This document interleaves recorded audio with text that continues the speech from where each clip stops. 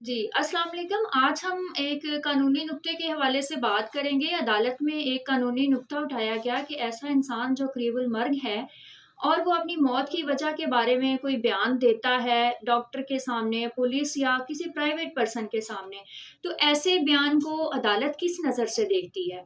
वैसे तो इस बयान को कानूनी शहादत ऑर्डर के आर्टिकल 46 में भी बयान किया गया है कि ऐसा बयान काबिल कबूल होगा अदालत में, लेकिन किन सूरतों में काबिल कबूल होगा?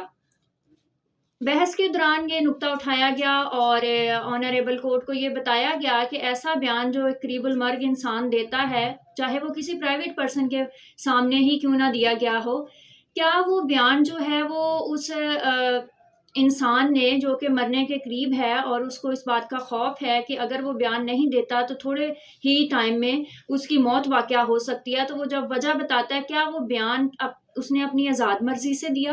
फिर ये भी देखा जाएगा कि क्या ऐसे शख्स के ऊपर कोई बैरूनी दबाव तो नहीं था?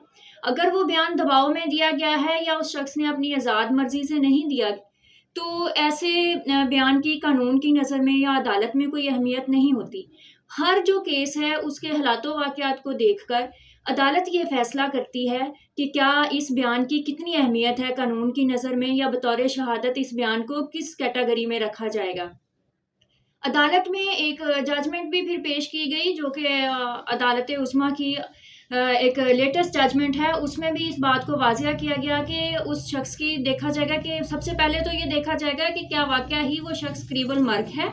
उसके बाद देखा जाएगा कि जो बयान दिया गया है वो उसने अपनी आज़ाद मर्ज़ी से दिया या कि किसी के दबाव में आकर दिया है। और फिर सबसे बड़ी बात कि उसकी जिस्मानी सेहत और ज़हनी सेहत के बारे में देखा जाएगा, हालातों वाक़यात बाकी सारे देखे जाएँगे। फिर ये फ़ैसला किया जाएगा क्या उस शख्स की ज़हनी हालत ऐसी थी, क्या वो अपने होशो-हवास में था जब उसने बयान दिया है? चाहे फिर वो किसी प्राइवेट पर्सन के सामने ही क्यों ना दिया गया हो, अदालत में इस बयान की बहुत अहमियत होती है और इस बयान पे फिर अदालत को फ़ैसला करने में आसानी होती है। और अदालत जिसको हम उर्फ़ आम में नज़ई बयान भी कहते हैं और इंग्लिश में हम इसको डाइंग डिक्लेरेशन बोलते हैं, तो डाइंग डिक्लेरेशन की वजह से अदालतें फिर मुल्ज़मान को सज़ा भी सुनाती हैं।